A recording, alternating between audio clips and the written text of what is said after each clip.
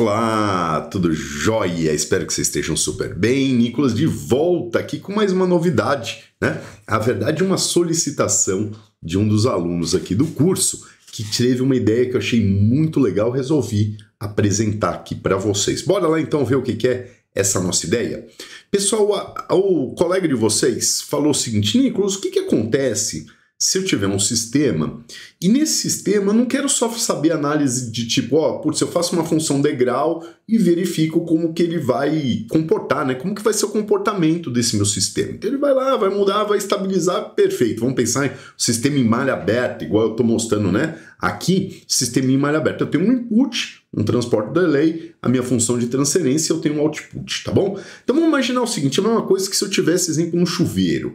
Eu tô lá no chuveiro tomando banho, tá lá bonitinho, de repente eu abro um pouquinho mais o chuveiro, né? Aí ele vai, muda a temperatura, né? Esfria um pouquinho, né? Vamos pensar no chuveiro elétrico. Esfria um pouquinho, aí tal, estabiliza, né? Aí fala, putz, esfriou muito, aí eu vou lá e fecho, aí ele muda a temperatura e estabiliza de novo. Quer dizer, eu tenho vários steps acontecendo e em tempos diferentes, né? Então eu queria saber como que isso acontece. E aí eu fiz esse casinho aqui para vocês, tá bom? Então vamos lá explicar aqui como que a gente fez. Deixa eu clicar aqui por o nosso power, né? O nosso ponteirinho para ficar mais fácil. Como sempre, instalando a biblioteca de controle e as nossas bibliotecas básicas NumPy, Matplotlib, Control, vamos chamar ela e definir a função de S, né? Nossa função S aqui, da nossa função de Laplace, tá bom? Pessoal, e aí aqui como básico, igual vocês já viram nos outros módulos desse curso, eu tenho aqui um sistema de primeira ordem com tempo morto, eu criei aqui um KP, qualquer, fiz aqui um valor no ganho, o tal e o delay.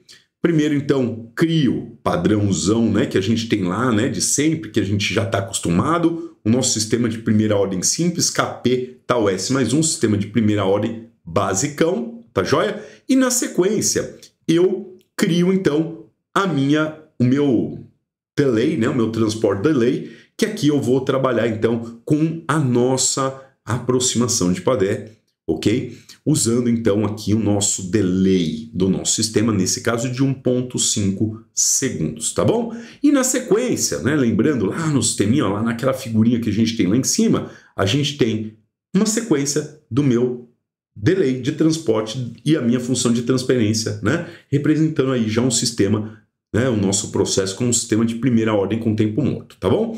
Então, eu faço, então, na sequência, aquele control series que vocês já estão acostumados, padé, sys, né? Então a mesma coisa do que se eu tivesse os dois sistemas em série acontecendo aqui. Lembra que acontece uma multiplicação dessas duas funções de transferência, tá bom?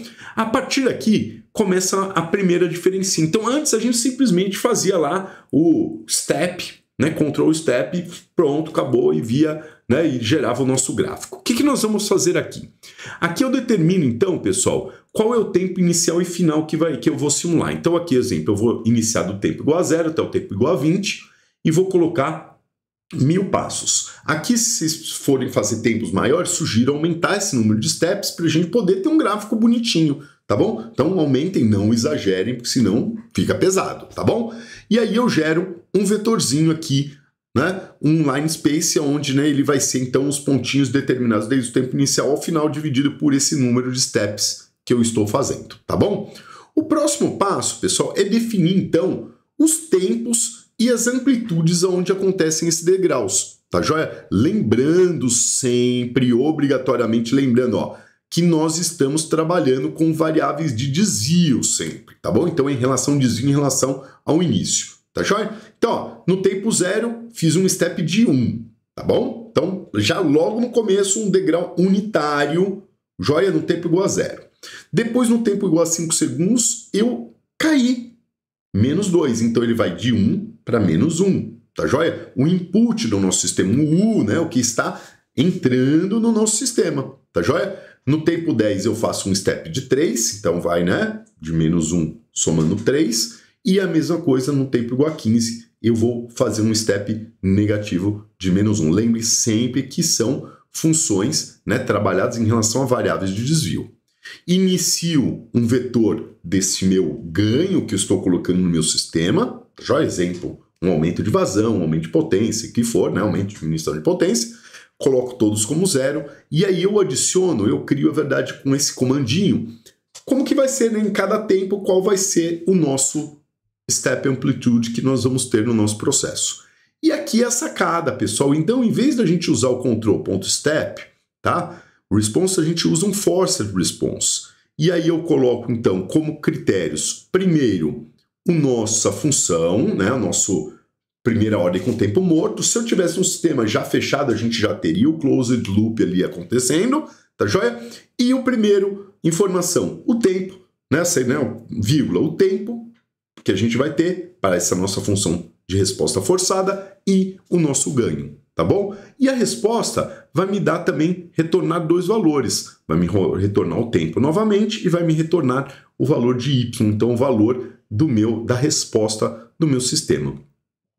Com isso, eu vou plotar esses 2 valores, estou plotando nos mesmos gráficos, então primeiro estou plotando a saída do meu sistema e o segundo em uma linha vermelha tracejada o valor da entrada nesse meu degrau que a gente vai ter, tá bom? E ó, essa aqui é a minha respostinha, olha que legal. Então, ó, tempo zero, função degrau já acontecendo para 1, você vê o sistema já subindo, você viu que em 5 segundos não deu tempo ainda dessa função de primeira ordem com o tempo morto estabilizar, logo eu caio essa minha amplitude para -1, lembra que é um step de -2, então ele está indo de 1 para -1, tá joia? E aí o sistema, você vê que ele demora para responder, justamente o tempo morto aparecendo aqui. Aí ele começa a cair, depois eu faço um degrau positivo, aí ele começa a subir, depois eu caio e assim por diante. Olha que legal. Então, com isso, eu consigo se selecionar e fazer uma sequência de steps no meus processos e não, obrigatoriamente, no mesmo delta de tempo. Eu posso fazer no delta de tempo que eu desejar, tá bom? Espero que vocês tenham gostado dessa aula. Na nossa próxima, a gente vai fazer a mesma coisa para um sistema também de primeira ordem com tempo morto, com vários steps agora no nosso set point, pensando que eu estou trabalhando numa malha fechada com controlador PID. Bora na sequência para a próxima aula. Valeu!